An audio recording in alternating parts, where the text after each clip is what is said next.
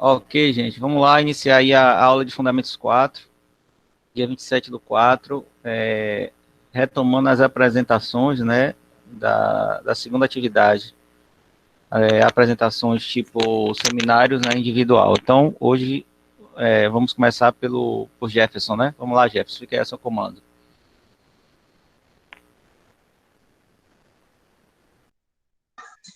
Compartilhando a tela aqui.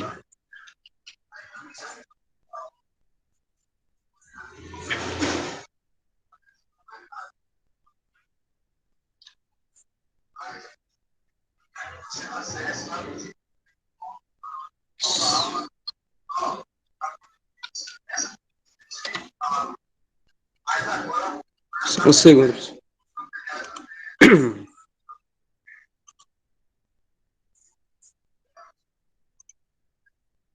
Aquela atividade de avaliação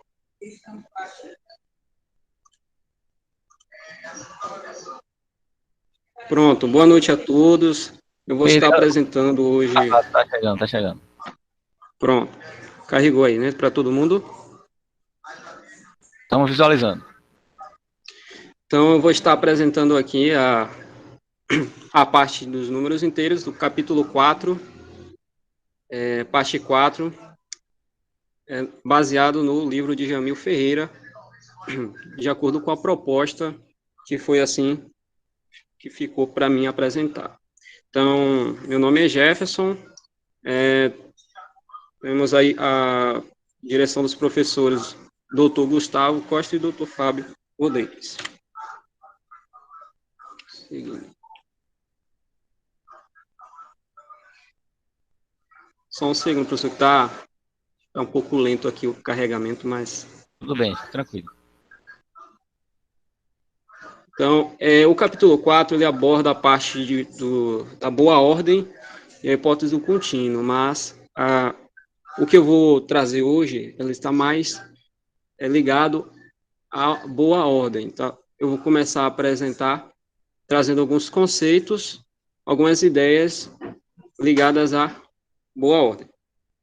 Já a hipótese contínua, outra pessoa vai estar trabalhando mais essas ideias relacionadas à hipótese contínua. Para início de conversa, vamos para a definição. Essa definição é a seguinte: seja X um subconjunto não vazio do conjunto dos números inteiros, dizemos que X é limitado inferiormente se existe alfa, né, o elemento alfa que pertence ao conjunto dos números inteiros, tal que esse alfa ele é menor ou igual a X. Qual que seja esse X pertencente ao conjunto X? Esse alfa é chamado de cota inferior de X. Analogamente, definimos subconjunto de X, subconjunto dos inteiros limitados superiormente e cota superior. Então, essa parte aqui, né, a gente pode perceber que está iniciando aquela ideia do elemento mínimo, né? Então, a gente já tem aqui essa ideia para iniciar, né, a gente falar sobre o princípio da boa ordem. Aqui temos o exemplo, o zero ele é cota inferior de IN contido em Z. Da mesma forma, a gente tem aqui o menos 1, e qualquer inteiro negativo, eles também são cotas inferiores de N. Então, o menor elemento aí dentro do conjunto que vai estar ali, no caso, o IN estando contido em Z. Temos ali os elementos que estão dentro do conjunto Z, né, que são os negativos, e todos esses números negativos, eles são cotas inferiores, ali se referindo a IN, tá? Para Z asterisco, o menos 1 é cota superior. Isto é, menos 1 é o maior elemento para qualquer elemento X pertencente a Z asterisco. Lembrando que o asterisco, ele torna ausente o zero, né? A ideia do asterisco. Então, temos aqui o teorema, que é o princípio da boa ordem para Z. Seja X, o conjunto X, contido em Z, não vazio. Então, pelo menos temos um elemento, né, nesse conjunto ele não vazio, ilimitado inferiormente, ou seja, temos um elemento mínimo presente aí nesse conjunto, se ele é limitado inferiormente. Então, X possui um elemento mínimo. Eu trouxe aqui uma forma geométrica, tá, para representar esses conjuntos. Temos aqui o conjunto Z, né, que compreende os números negativos e os números positivos. O zero, e aqui a gente pode perceber aqui a cota inferior, aqui relacionada a IN, que é o zero, que é o menor elemento possível, né, o mínimo, elemento mínimo.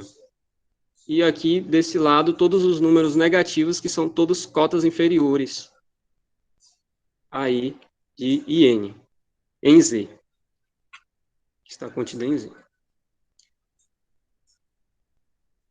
Aqui é só enfatizando isso aqui que eu falei. Então, vamos para algumas observações na definição aqui, vamos lá. Dizemos que um conjunto X é enumerável se existe uma bijeção entre X e N. A essa bijeção dá-se o nome de enumeração. Essa bijeção, para os colegas que não recordam, né, da ideia de bijeção, a gente tem que uma função ela é bijetora quando ela é sobrejetora e ela é injetora ao mesmo tempo. Então, temos uma bijeção como condição necessária para que aconteça a questão aí para que um conjunto seja enumerável. Ele tem que ter a bijeção com o conjunto dos números inteiros.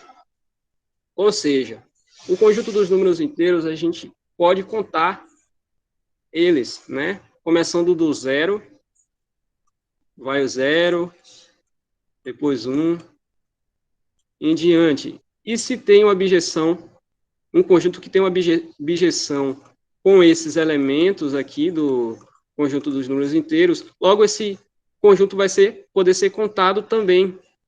Então, se ele tem uma bijeção, ou seja, tem uma relação de 1 para 1, isso significa que esse conjunto que a gente está fazendo essa bijeção com os números naturais, ele é numerável, ou seja, ele pode ser contado.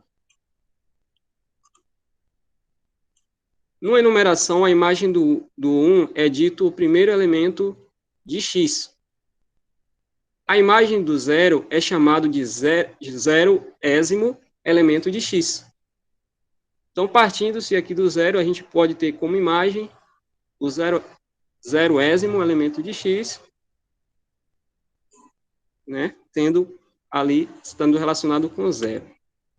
Aí eu trouxe esse gráfico aqui, ó, para desenhar mais um pouquinho essa situação aí que a gente está falando.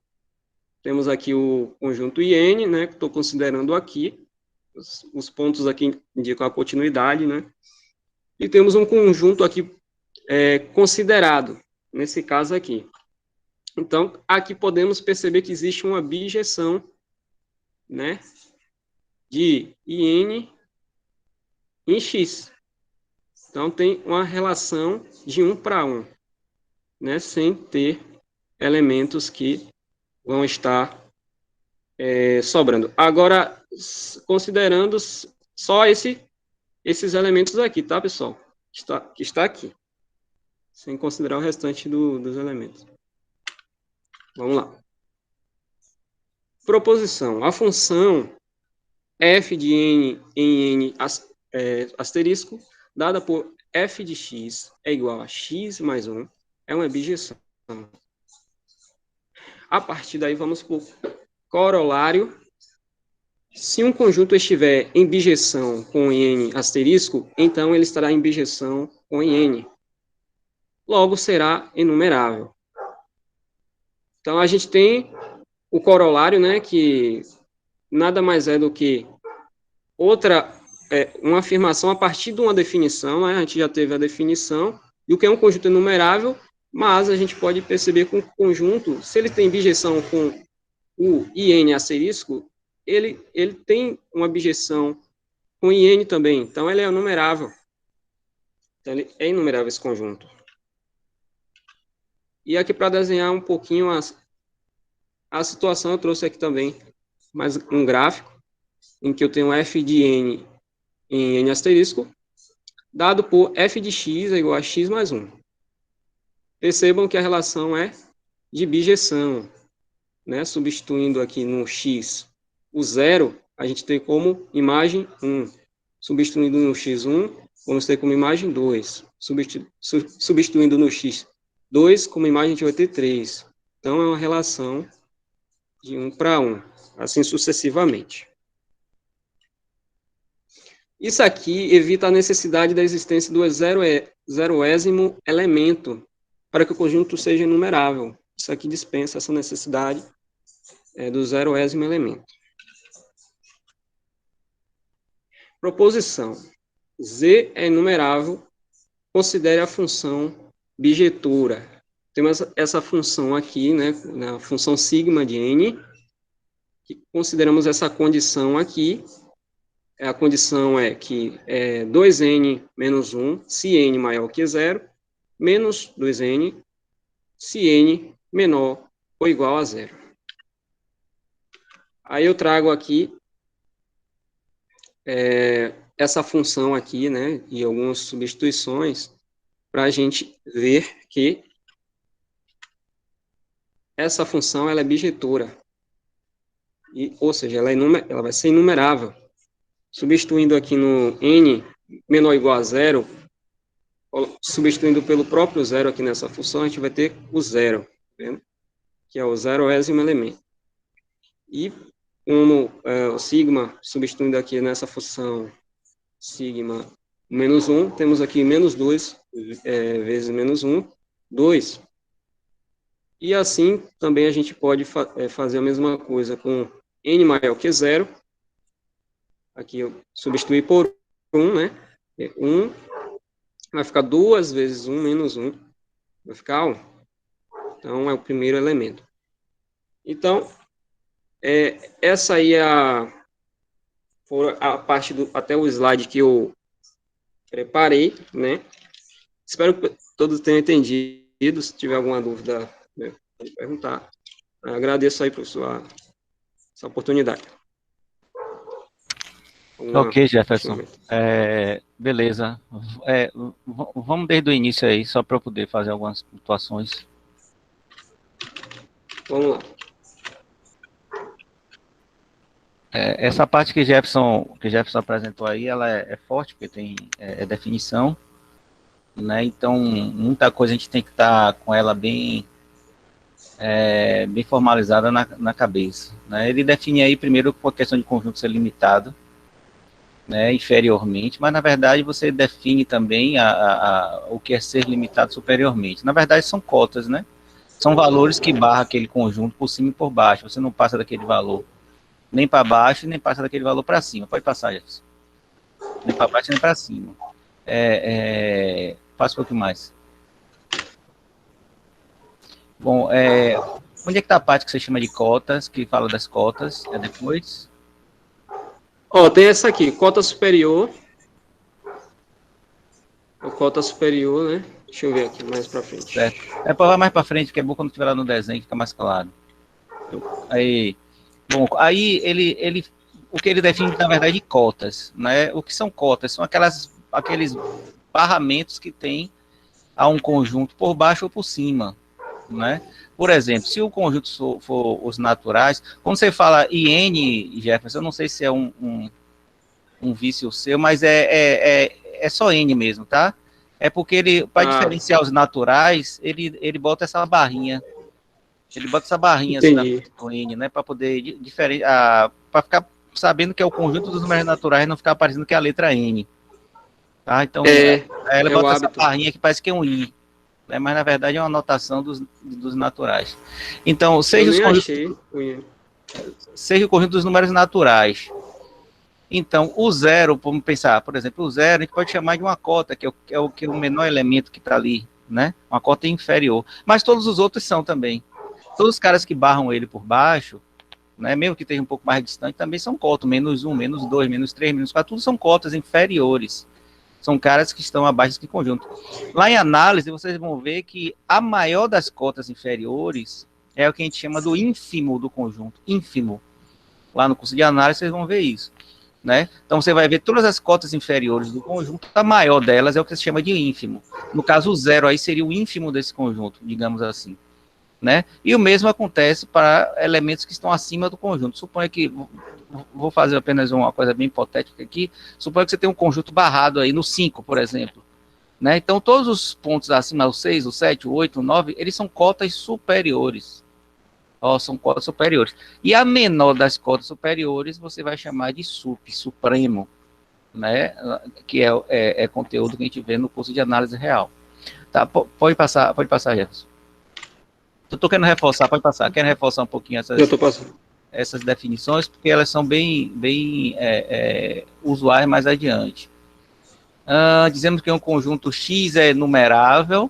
Na verdade, o ser enumerável, se ele for finito, ele já é enumerável. Tá? É uma condição dele ser enumerável. Só ele ser finito, ele já é um conjunto enumerável. Né? Isso é trivial. E se ele for infinito, basta você ter uma abjeção dele com os conjuntos naturais. É aquele que você tem 1 para 1, lógico, né? Os naturais você pode dizer que são até índices de contagem. Né? Se tem uma abjeção, 1 vai em um elemento, 2 vai em outro, 3 vai em outro, você vai conseguir contar todo mundo, né? Os infinitos elementos, então você define isso como uma enumerabilidade. Vai lá, passa. Ok. Já pode passar. Aí ele diz o que? A função x mais 1, abjeção, que você mostrou mais na frente, vai passar. Acho que o que eu queria falar mais ou menos era isso mesmo. Aí ele botou exemplo de uma função que tem uma abjeção. Ok. Das elementos, ok, pode passar. Aí ele está mostrando que o Z ele é enumerável. O Z a gente sabe que ele é um conjunto infinito, os inteiros são infinitos. O cara falou lá na definição que para ser enumerar basta ter uma bijeção com N. Mas se você for parar para pensar intuitivamente, você dá um parafuso na sua cabeça, porque parece que o conjunto dos números inteiros tem o dobro do conjunto dos números naturais, não é verdade? Porque ele tem a parte positiva e tem a parte negativa. Pô, então como é que você consegue uma bijeção? Se é 1 por 1, né? E os naturais você está pegando só o positivo e os inteiros você pega o positivo e negativo. Mas é isso que acontece. Não vou falar cardinalidade porque é o que vai ser definido depois. A quantidade de elementos, digamos assim, né, que você tem no conjunto dos números naturais é exatamente a quantidade de elementos que você tem no conjunto dos números inteiros, porque existe essa abjeção. Isso dá um nó na cabeça. Dá um nó na cabeça, exatamente. Aí ele colocou essa funçãozinha aí que você consegue escrever as duas coisas. Você consegue escrever a partir dos números naturais, né? A variação, digamos assim, que você consegue injetar a abjeção dos naturais em Z. Né? Tem outras, por exemplo, se a gente bota N sobre 2 para N par, e deixa eu me lembrar o outro, N mais 1 sobre 2 para N ímpar. Então, todos os números pares você vai jogar ali, todos os números ímpares você vai jogar ali e vai conseguir gerar os inteiros. E aí você obtém uma objeção dos naturais com Z. Então, o Z é numerável. E, consequentemente, tem a mesma quantidade de elementos. Valeu, passa aí.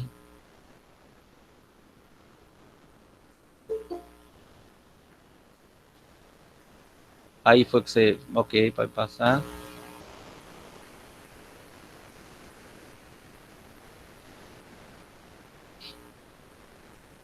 Pronto, finalizou aí, não foi?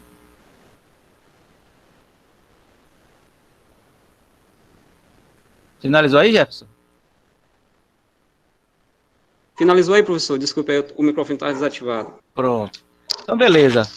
Valeu, legal sua apresentação. Foi bem... Você estava bem tranquilo, bem consciente do que você está falando. Bem satisfatório. Valeu. Vamos lá. O próximo é Vitor, né? Sou eu. Pronto, Vitor. Estamos no seu comando. Já vou tirar aqui o slide. Meu Deus. Espera aí, Jefferson. Meu computador ele não está tão cooperativo hoje, não. Tá descansando aí, tá cansado. Exatamente.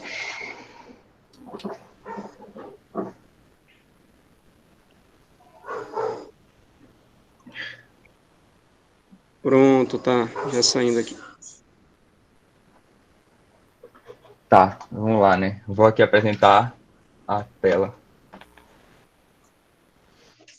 Tá apresentando, já apresentei. Estão vendo? Ainda não. Pronto, estão vendo agora, né? Eu espero que sim.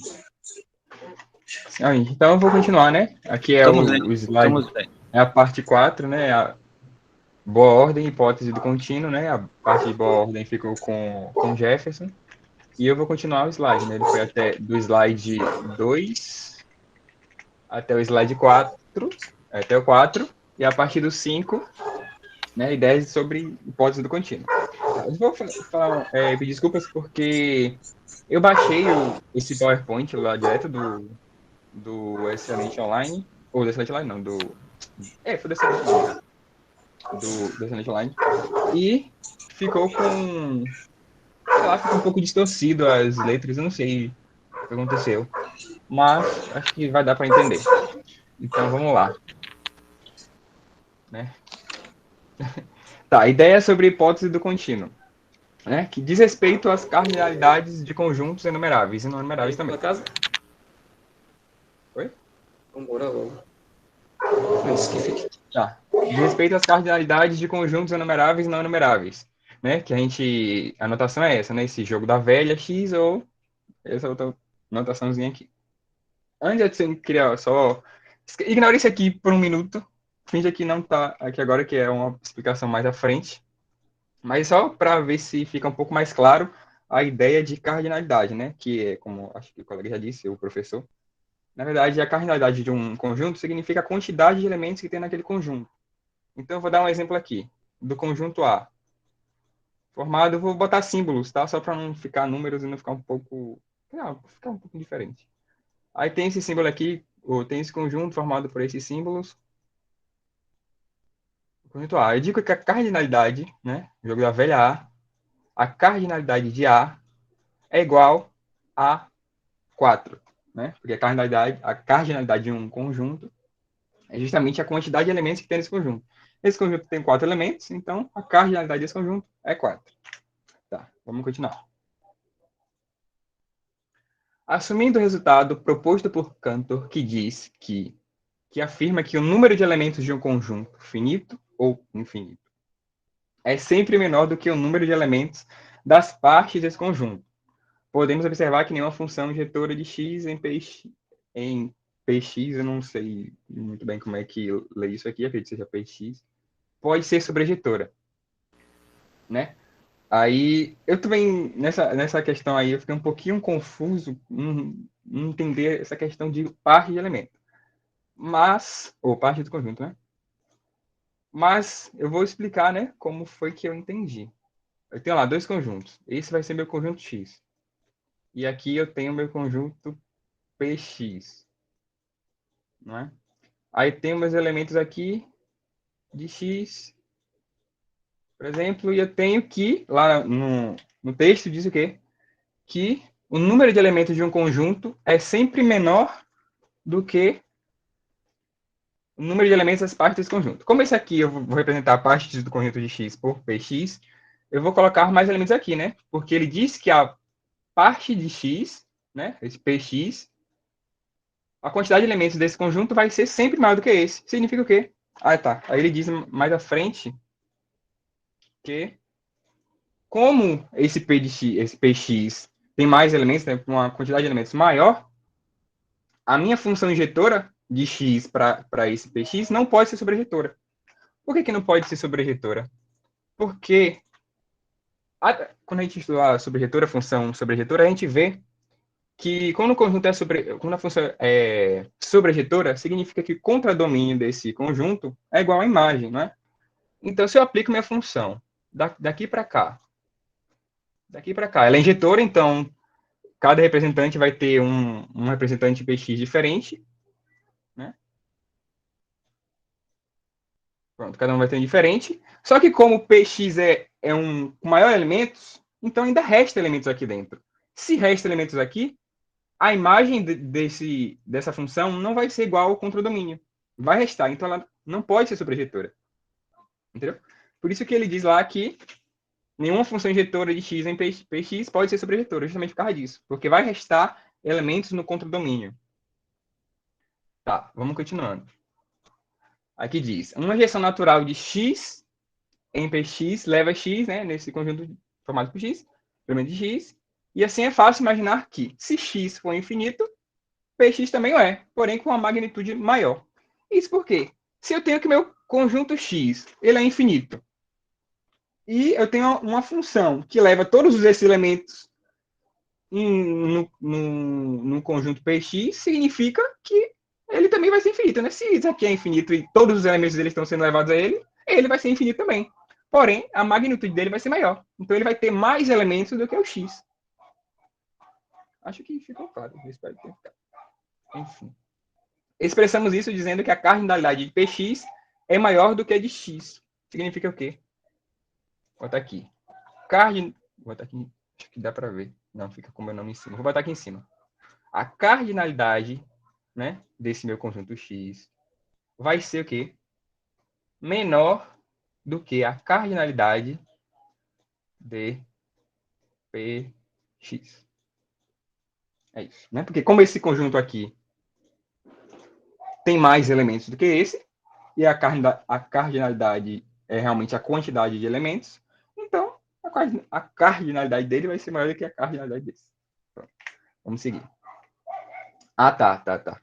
A gente viu lá no slide na apresentação de Jefferson que o conjunto Z, né, os números inteiros, ele também é numerável, né? Então ele tem uma objeção com o conjunto dos números naturais, né?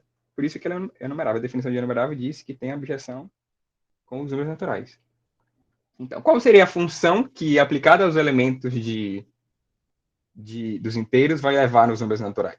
Seria justamente essa, né? Como o Jefferson falou, sigma de n vai ser 2n menos 1 se n for maior do que 0.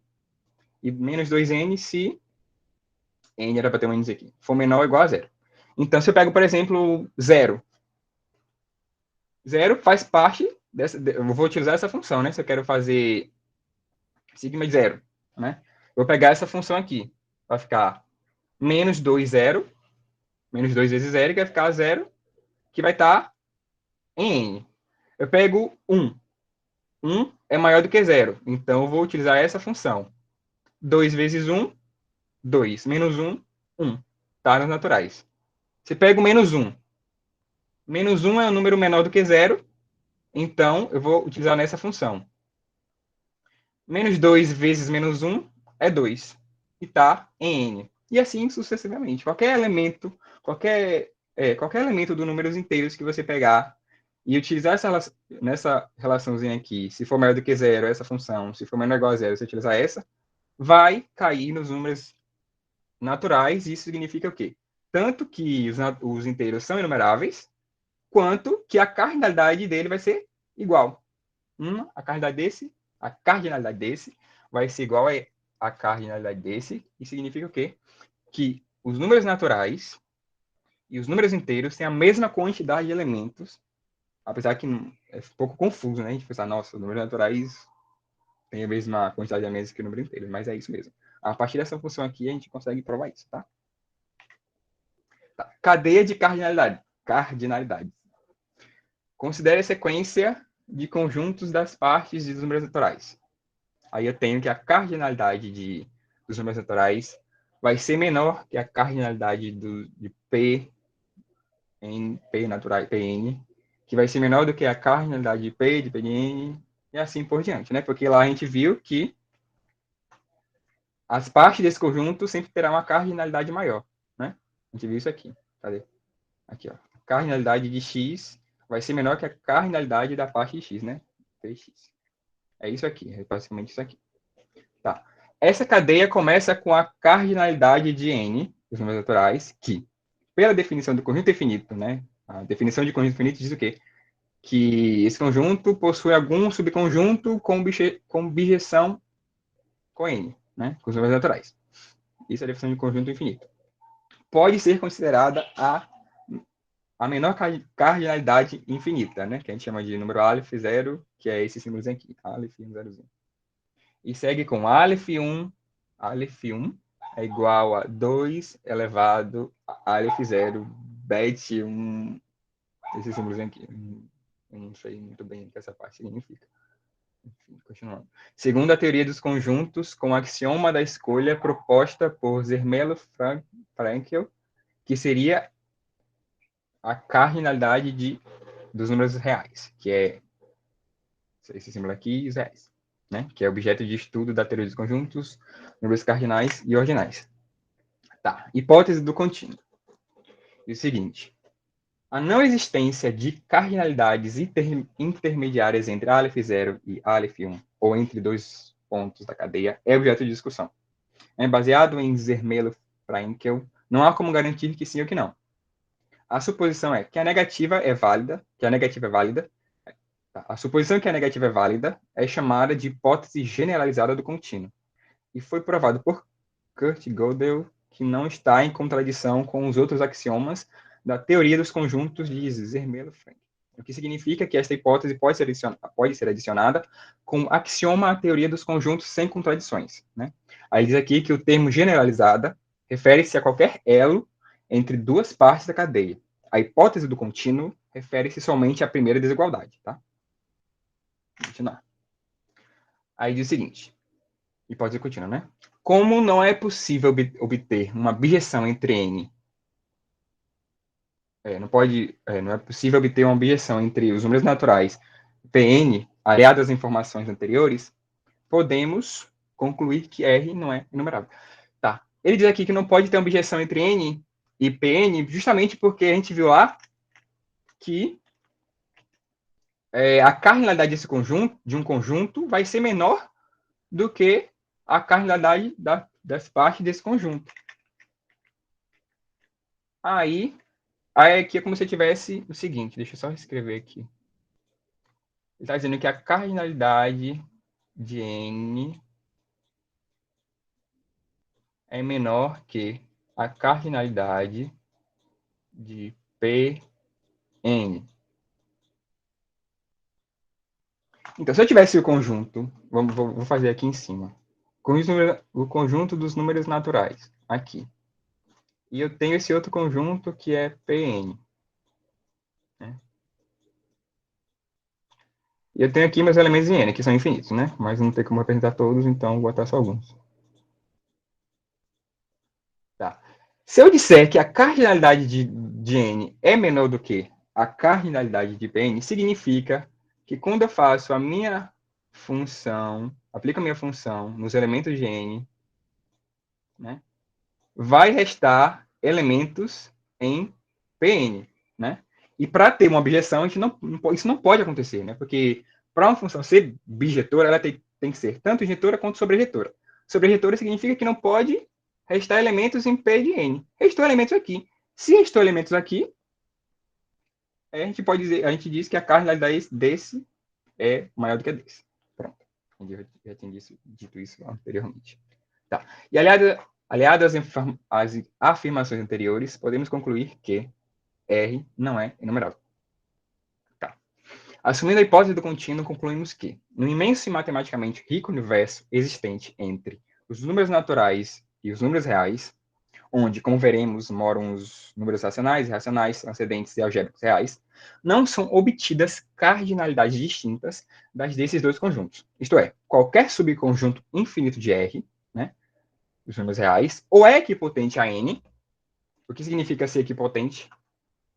Significa que, deixa eu botar aqui, dois conjuntos, eles vão ser equipotentes, eu vou botar aqui um exemplo de equipotentes, se a quantidade de elementos desses dois conjuntos são iguais.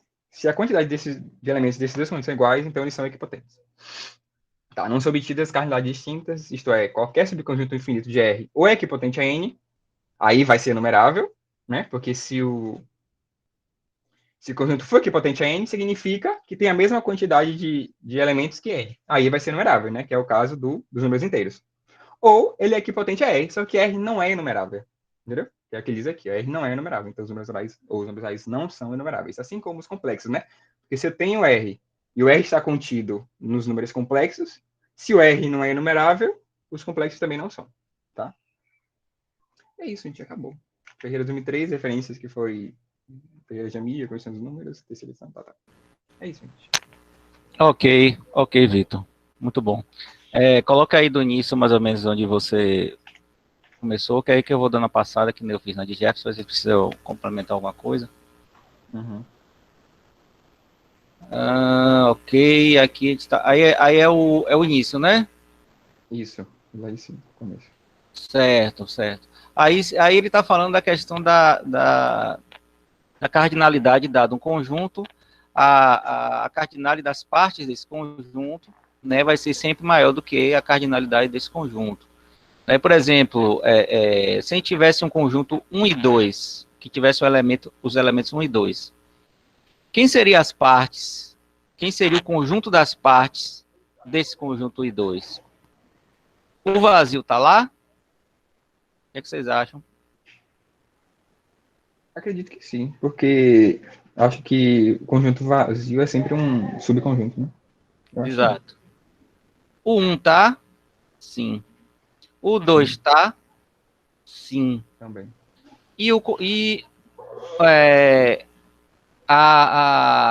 Você faz uma combinação, o 1 com 2. Por exemplo, que eu fiz apenas um conjunto muito pequeno.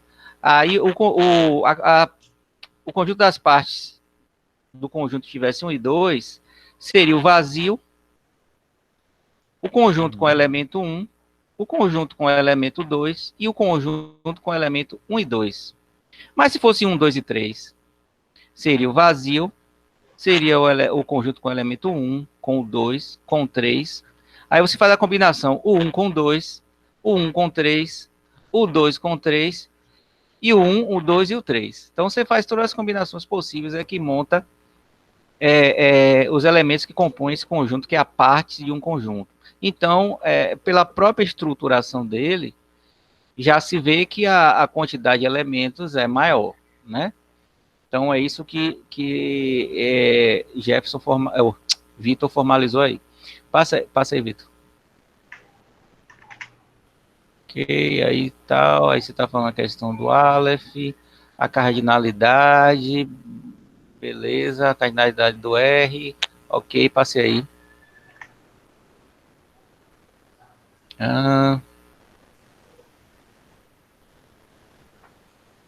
Hipótese do contínuo, tal. Essa parte é assim, bem forte em definir algumas coisas, né? Que, na verdade, são coisas que não é nem muito habitual no nosso uso do dia a dia, né? Então, a hipótese do contínuo, apesar da gente estar embutido no que a gente utiliza matematicamente falando, essas definições elas não são usuais para a gente. Então, tem muita passagenzinha de realmente de definição. Passe aí. Ok, tá. Aí você falou da questão que não é possível obter uma objeção dos naturais com as partes dos naturais, ok. E aí cai na enumerabilidade do conjunto dos reais, exatamente. Né? É uma forma que ele prova que o conjunto dos números reais é não enumerável. Existem outras, né? Por exemplo, a gente sabe que pensando em outro formato, tá? Talvez seja mais palpável. Uhum. A gente sabe que os reais, ele é composto pelos racionais e pelos irracionais. Intuitivamente, pelo que vocês já aprenderam aí, já entenderam aí, será que eu posso dizer, por exemplo, que os racionais é enumerável? O que é que vocês acham? Eu consigo obter uma enumerabilidade com os racionais? Professor, eu vou dizer que eu sei que os racionais são enumeráveis porque eu estava estudando um assunto, então eu sei que são. Mas por que são, eu não consegui Porque, raciocinar. assim, os racionais não são É fácil de você entender, você entende em um estalo de dedo. Os racionais, eles são os números que escrevem em forma de fração, Sim. né? E os caras que estão ali escrevendo esse número, numerador e denominador, esses números que estão no numerador e no denominador pertencem a quem? Aos inteiros. Os inteiros não é numerável? Sim. Então você também consegue obter uma abjeção com esses números exatamente aí, que você pega uma abjeção de n, digamos, n cartesiano n, onde o primeiro elemento, o primeiro n está indo para o numerador, o segundo n está indo para o denominador. Tem um teorema lá em análise que a gente prova que se você tem um conjunto enumerável, né, se você tem dois conjuntos enumeráveis, o cartesiano entre eles também é enumerável. Então, digamos, eu posso escrever o conjunto dos números racionais como sendo o que está no numerador e no denominador, você pegando justamente dois conjuntos assim, né? Que a gente consegue provar que são enumeráveis. Outra coisa também. Então, certo. Então seria os racionais, ele é enumerável, tá? Então, a não enumerabilidade dos racionais está dos reais, está justamente impeça por causa dos números irracionais, porque os racionais são enumeráveis. Os reais também, ele pode estar até aí, né? Acho que você colocou mais abaixo aí. Não, tá aí. Os racionais também, ele pode ser dividido em conjunto dos números transcendentes e os algébricos. Algébricos é que são raízes de polinômios, né? Então, os transcendentes, justamente eles é que não são enumeráveis. Por isso que barra os reais não ser enumerável. Eu estou falando outro formato, né, para a gente entender. A gente prova também isso daí por outra teoria, né? Por exemplo, questão de intervalos encaixados, que vocês vão ver lá em análise, mas o que a gente prova lá é exatamente o mesmo contexto que tem aí, porque ele vai mostrar lá que os intervalos encaixados, ele vai ter um elemento lá dentro, sempre vai ter um elemento lá dentro, e esse elemento é o que está no contradomínio, ou seja, você não vai ter uma função que vai em todos os elementos, porque vai ter sempre um elemento nesses intervalos encaixados que não vai ter nenhuma função que vá nele, ou seja, esse elemento vai sobrar lá no contradomínio. Essa função não vai ser sobrejetora. É o mesmo contexto que você falou aí. Então, por não ser sobrejetora, você não vai ter uma abjeção com os naturais, logo ele não é numerável. Certo? Tem mais aí? Não, acabou. Esse foi o último. Pronto, então, beleza, Vitor. Também a sua explanação aí foi bem legal. Esse contexto aí que você falou realmente não é tão trivial, apesar de ser simples, porém não trivial. Então, requer algumas leituras adjacentes, né, para poder ter um entendimento melhor. Ok. Quem seria agora o próximo? Deixa eu olhar aqui, não. Tiago. Seria o quarto, né? Cadê Tiago? Quarto não, seria o quinto, né? Eu fui quarto. Cadê Tiago? Tá aí? Tiago correu, viu? Ele não tá, não. Não vou lá nada que vai o coelho. Também só faltam 12 minutos, né? Aí realmente, provavelmente não daria mesmo para ele, mas se ele quisesse ter começado, poderia começar. Então, gente, é isso aí. Ficou alguma dúvida? Querem perguntar alguma coisa aos meninos? Só eu falei, o pessoal ninguém falou, a apresentação de Vitor e de Jefferson. Professor, a de Jefferson ainda foi mais... Não entendi como gostaria de entender. E a de Vitor, eu achei que ainda foi mais difícil. É como o senhor falou aí, quando o senhor estava falando, que a gente tem que ter alguns conhecimentos antes para poder entender essa parte aí. Realmente foi apresentações com assuntos bastante difíceis, ao meu entender. Não é coisa que a gente vê no dia a dia. A minha também, senhor Paulo.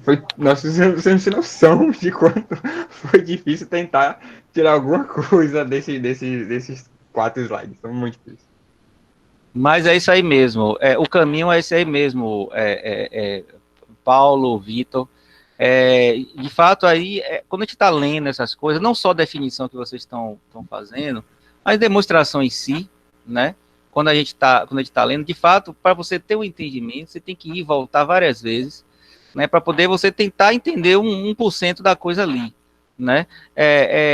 Para deixar pelo menos vocês mais tranquilos, a apresentação, tanto sua quanto a de Jefferson, foram apresentações bem tranquilas, bem claras, né, apesar da complexidade, digamos assim, entre aspas. Por que vocês acham complexo também? Porque não estão acostumados a trabalhar com isso, a fazer demonstração, a mastigar essas definições. Estão muito acostumados a chegar e fazer conta, fazer integral, resolver limite e tal. Mas o que está por trás, toda aquela construção numérica, né, toda aquela teoria, vocês não estão muito acostumados. Mas, de fato, para poder vocês atuarem com isso, vou começar a estudar isso, tem que ficar realmente nisso aí, mastigando, como o Vitor falou, se for serviço para poder eu ver esses 4 slides aí, foi um parto. Realmente é complicado, né, mas a gente tem que ir, voltar e tentar expor, extrair dali o máximo que a gente consegue, né, os dois fizeram realmente muito bem, né, apesar da complexidade. Leandro, né, levantou a mão. Professor, rapidinho, só uma dúvida aqui. Sobre a minha apresentação, números racionais, parte 1, slide 7 e 8, apresentar para adição as propriedades comutativa, associativa, elemento neutro ou elemento inverso, e demonstrar uma delas. No caso, eu vou pegar essa parte da demonstração da parte de apresentação dos números naturais, né? Deixa eu só me situar, Leandro, né? Deixa eu só procurar aqui onde é que você está. Você é o que? Só me diga o número qual é, você sabe? Sou o 7. O 7, vou ver aqui. Capítulo 5, números racionais, parte 1. Slide 7 e 8. Apresentar para adição e as propriedades. Apresentar, né? Você vai apresentar só para a soma, para a adição, as propriedades comutativa, associativa, elemento neutro e elemento inverso. E escolher uma delas e fazer a demonstração. Né? Provavelmente não deve ter no slide, mas deve estar no livro. Isso aí não deve ser difícil de achar. Você jogar até na internet, né? Conjunto dos números reais. Prova da propriedade comutativa, por exemplo. Entende? Aí deve aparecer lá. Então, a gente quer só que você faça essa exposição. Você vai apresentar, né, esse slide 7 e 8, onde deve estar lá falando da adição, e falar essas propriedades. Você vai só enunciar, como os meninos fizeram, ler a propriedade e escolhe uma para demonstrar. Porque você vê que o slide 7 e 8 são 2 slides, né? Para demonstrar, nesse caso, eu vou usar a propriedade, eu vou pesquisar sobre os números racionais. Sobre números racionais, exatamente. Aí você escolhe uma delas, fica a seu critério. Ou comutativo, associativo, elemento neutro, elemento inverso, para demonstrar. Para falar, você enuncia todas elas. Mas para demonstrar, você escolhe uma só. Tá bom, tranquilo. Obrigado. Nada. Beleza aí, gente? Deixa eu parar aqui. Já estava conversando aqui. Para a gravação.